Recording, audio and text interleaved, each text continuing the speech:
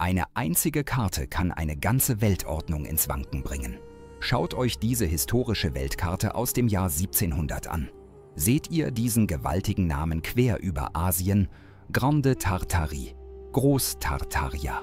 Ein Reich, das sich von Europa bis China erstreckte, größer als jedes bekannte Imperium der Geschichte. Und jetzt schaut euch eine Karte von 1850 an. Der Name ist spurlos verschwunden. Nicht nur auf einer Karte, auf allen Karten weltweit. Innerhalb von nur 100 Jahren löschten Kartografen systematisch einen Begriff, der über 300 Jahre lang verwendet wurde. Was geschah in diesem Jahrhundert des Schweigens? War Tartaria wirklich nur ein geografischer Sammelbegriff, wie Historiker behaupten? Oder verbirgt sich dahinter eine der größten Vertuschungsaktionen der Menschheitsgeschichte? Die Spurensuche führt uns zu verstörenden Entdeckungen. Unter den Straßen europäischer Städte liegen Gebäude begraben, deren Fenster heute im Untergrund verschwinden. In Archiven finden sich Berichte über mechanische Spielzeuge und Präzisionsinstrumente aus Zeiten, in denen diese Technologien noch gar nicht existiert haben sollten.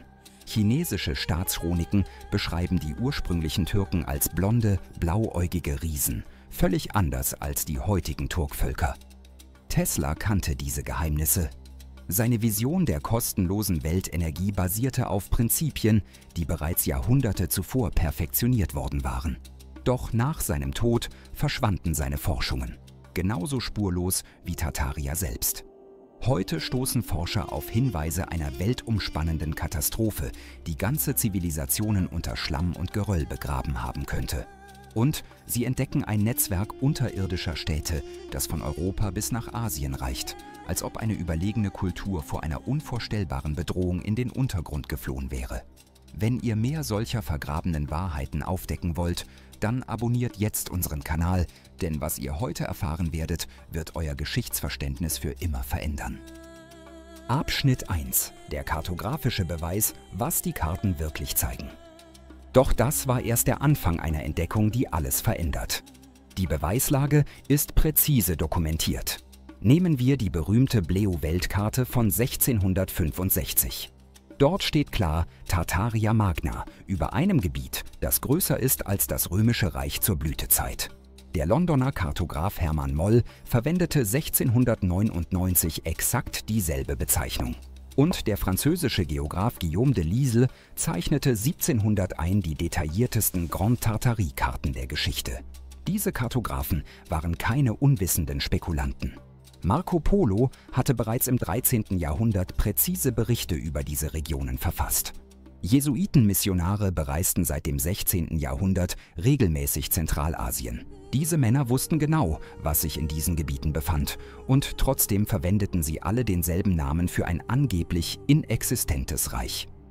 Der entscheidende Wendepunkt kam im 19. Jahrhundert. Plötzlich verschwand Tartaria von sämtlichen neuen Karten. Stattdessen erschienen die uns bekannten Bezeichnungen Sibirien, Turkestan, Mongolei, Mandschurei. War dies wirklich nur eine wissenschaftliche Präzisierung, wie Historiker behaupten?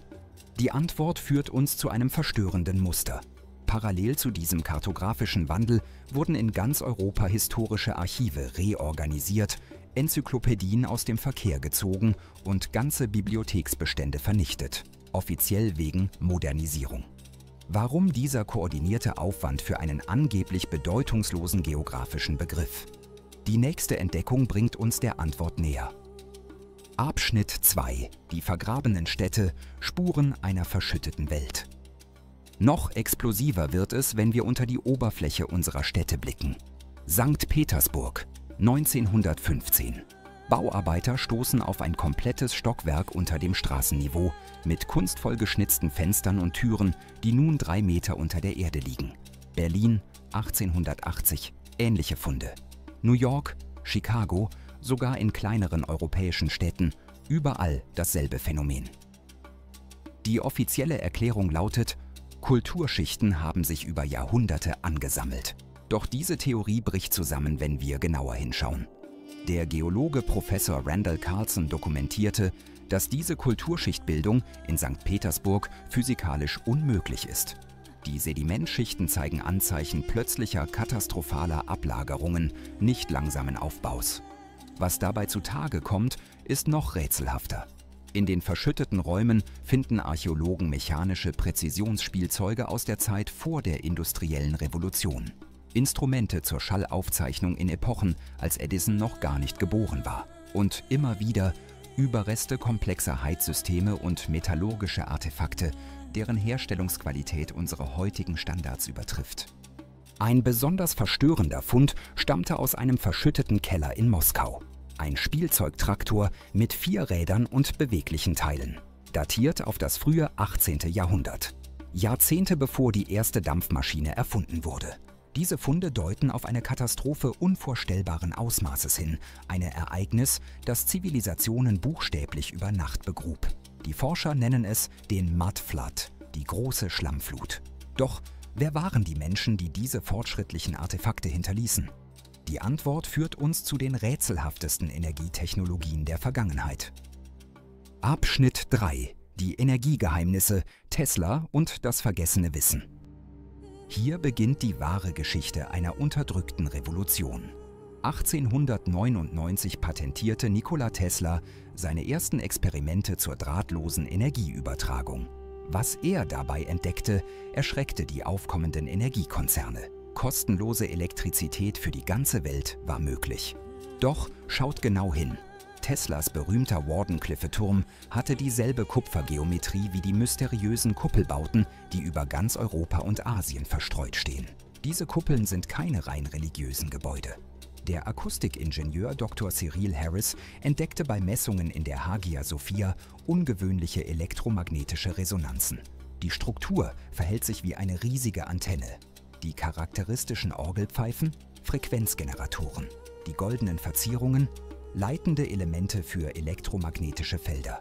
Tesla selbst schrieb in seinem Notizbuch vom 3. März 1900: Die alten Baumeister kannten Geheimnisse, die wir heute vergessen haben. Nach seinem Tod verschwanden nicht nur seine Forschungsunterlagen, sein gesamtes Labor wurde dekontaminiert, als ob gefährliche Technologien beseitigt werden müssten. Noch verräterischer sind die sogenannten Sternenfestungen. Weltweit finden sich diese geometrisch perfekten sternförmigen Anlagen an strategisch völlig sinnlosen Orten, mitten in Städten oder auf abgelegenen Hügeln ohne militärischen Wert. Der Militärhistoriker General Sir Basil Liddell Hart bestätigte bereits 1950, diese Positionen folgen keiner erkennbaren Verteidigungslogik. Stattdessen liegen sie exakt auf den Knotenpunkten elektromagnetischer Erdenergienetze. Moderne Messungen bestätigen, diese Standorte weisen noch heute ungewöhnliche magnetische Anomalien auf. War dies das globale Energienetzwerk einer fortgeschrittenen Zivilisation? Die Technologie für freie Energie existierte bereits, doch sie wurde systematisch unterdrückt. Die nächste Enthüllung führt uns zu den Überlebenden dieser zerstörten Welt.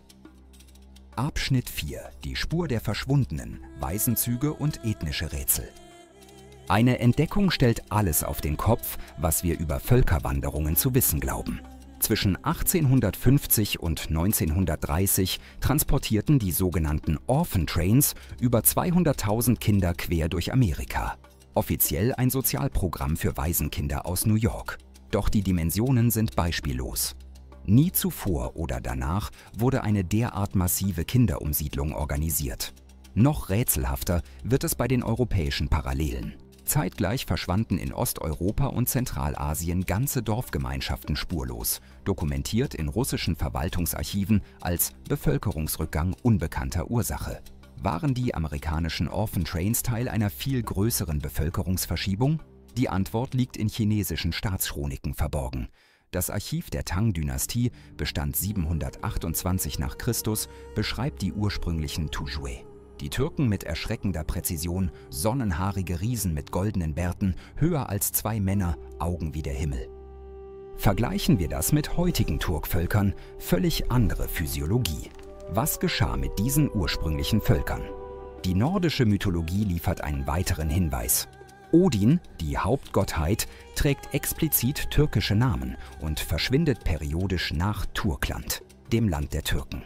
Selbst der Name Hakan, heute ein skandinavischer Vorname, ist ursprünglich türkisch-tatarischen Ursprungs. Die Beweiskette verdichtet sich. Eine blonde, großwüchsige Völkergruppe dominierte einst Eurasien. Nach einer Katastrophe wurden die Überlebenden systematisch umgesiedelt, ihre Identität verwischt, ihre Geschichte umgeschrieben. Adolf Hitler war besessen von der Suche nach diesen Ariern, doch er suchte sie am falschen Ort. Die Wahrheit lag in den Untergrundverstecken der Überlebenden. Abschnitt 5: Die Unterweltverbindung, Agartha und die lebenden Zeugen. Doch nicht alle verschwanden spurlos von der Erdoberfläche. Die Legenden von Agartha und Shambhala sind verschlüsselte Berichte über das Überleben der Tartarier-Zivilisation nach der Katastrophe. Als die Oberflächenwelt verwüstet wurde, zogen sich die Überlebenden in ein bereits existierendes Netzwerk unterirdischer Städte zurück. Die Beweise sind physisch nachweisbar. Kappadokien in der Türkei beherbergt das weltberühmte Derinkuyu, eine Untergrundstadt für 20.000 Menschen, erbaut mit Technologien, die offiziell erst Jahrhunderte später entwickelt wurden. Doch Derinkuyu ist nur die Spitze des Eisbergs. Bodenradarmessungen der Universität Istanbul entdeckten 2008 Verbindungstunnel, die bis nach Europa führen. Ähnliche Strukturen unter Paris. Die berühmten Katakomben sind nur der sichtbare Teil eines viel größeren Netzes. In Schottland fanden Archäologen 2019 Tunnel, die dieselbe Bauweise und dieselben Werkzeugspuren aufweisen wie die türkischen Anlagen. Adolf Hitler wusste davon. Seine geheimen Ahnenerbe-Expeditionen nach Tibet und in die Antarktis suchten nicht nach mystischen Artefakten, sie suchten nach den Eingängen zu diesen Untergrundstädten. SS-Dokumente aus dem Bundesarchiv Koblenz belegen, Hitler sammelte systematisch Informationen über subterrane Völker und unterirdische Technologien.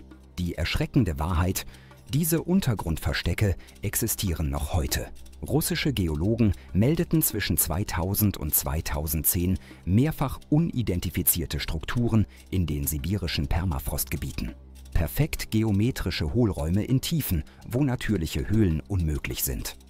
Nachkommen der Tartarier-Überlebenden könnten noch immer in diesen verborgenen Städten leben, im Besitz von Technologien, die unsere Zivilisation revolutionieren könnten. Die finale Enthüllung zeigt uns, warum dieses Wissen bis heute unterdrückt wird. Abschnitt 6: Die moderne Vertuschung, warum die Wahrheit gefährlich ist. Die Zusammenfassung führt zu einer erschütternden Erkenntnis über unsere heutige Welt. Die Indizien fügen sich zu einem klaren Bild zusammen, doch die Vertuschung funktioniert perfekt. Wikipedia klassifiziert Tartarier-Forschungen seit 2019 offiziell als Pseudogeschichte, zeitgleich mit einer koordinierten Medienkampagne, die jeden Forscher als Verschwörungstheoretiker brandmarkt. Doch diese Stigmatisierung kann nicht über messbare Fakten hinwegtäuschen. Die Forscherin Sylvie Ivanova dokumentierte in ihrem New Earth Channel über 2500 historische Karten und Fotografien, die systematisch aus Archiven entfernt wurden. David Ewing Jr. bewies in seiner Serie History is a Lie, dass ganze Enzyklopädie-Ausgaben des 19. Jahrhunderts nachträglich manipuliert oder komplett vernichtet wurden. Der russische Mathematiker Anatoli Fomenko lieferte die mathematischen Beweise. Seine chronologische Analyse von über 40.000 historischen Dokumenten offenbarte systematische Datierungsfehler und Duplikate in unserer akzeptierten Geschichtsschreibung. Warum wird dieses Wissen so vehement unterdrückt? Die Antwort liegt in der Machtstruktur unserer modernen Welt. Eine Zivilisation, die kostenlose Energie beherrschte, würde die Fundamente des kapitalistischen Systems erschüttern. Energiekonzerne würden über Nacht obsolet. Regierungen könnten ihre Völker nicht mehr über Ressourcenknappheit kontrollieren. Die große weiße Pyramide bei Xi'an, offiziell existiert nicht, zeigt denselben architektonischen Stil wie die Tartarier-Kuppelbauten. Satellitenmessungen bestätigen ihre Existenz, doch chinesische Behörden verwehren jeden Zugang. Was verbergen sie dort? Die verschütteten Fenster europäischer Städte beweisen die Katastrophe. Die identischen Energiestrukturen von Moskau bis Istanbul offenbaren das gemeinsame technologische Erbe. Die Orphan Trains dokumentieren die Bevölkerungsmanipulation. Jeder, der diese Zusammenhänge öffentlich macht, wird systematisch diskreditiert. Doch im Internetzeitalter gelangt die Wahrheit trotz aller Zensurversuche an die Oberfläche. Die größte Geschichtsfälschung der Menschheit bröckelt vor unseren Augen. Was wir heute aufgedeckt haben, erschüttert die Grundfesten unseres Weltbildes bis ins Mark. Eine fortgeschrittene Zivilisation namens Tartarier beherrschte einst weite Teile Eurasiens. Sie verfügte über Energietechnologien, die kostenlose Elektrizität für alle Menschen ermöglichten. Sie errichtete Bauwerke von architektonischer Perfektion und lebte in einer Ära ohne Ressourcenkriege. Doch diese Zivilisation wurde durch eine Katastrophe vernichtet und systematisch aus der Geschichte getilgt. Die Überlebenden flohen in unterirdische Verstecke oder wurden zwangsweise umgesiedelt. Ihre Technologien wurden monopolisiert, ihre Kultur ausgelöscht, ihre Existenz aus allen offiziellen Aufzeichnungen entfernt. Heute leben wir in einer Welt, die auf dieser gigantischen Geschichtsfälschung errichtet wurde. Wir zahlen für Energie, die kostenlos verfügbar wäre. Wir akzeptieren Ressourcenkriege als unvermeidlich, obwohl die Technologien für eine friedliche Weltordnung bereits existierten. Wir glauben an eine manipulierte Geschichte, während die Beweise für die Wahrheit buchstäblich unter unseren Füßen vergraben liegen. Doch die Wahrheit bahnt sich ihren Weg an die Oberfläche. Jede kritische Frage an die offizielle Geschichtsschreibung, jede Weigerung, die verordneten Narrative blind zu akzeptieren, jeder Klick auf alternative Forschungsergebnisse ist ein Akt des Widerstands gegen diese jahrtausendealte Vertuschung. Die Mächtigen fürchten nichts mehr als erwachende Menschen.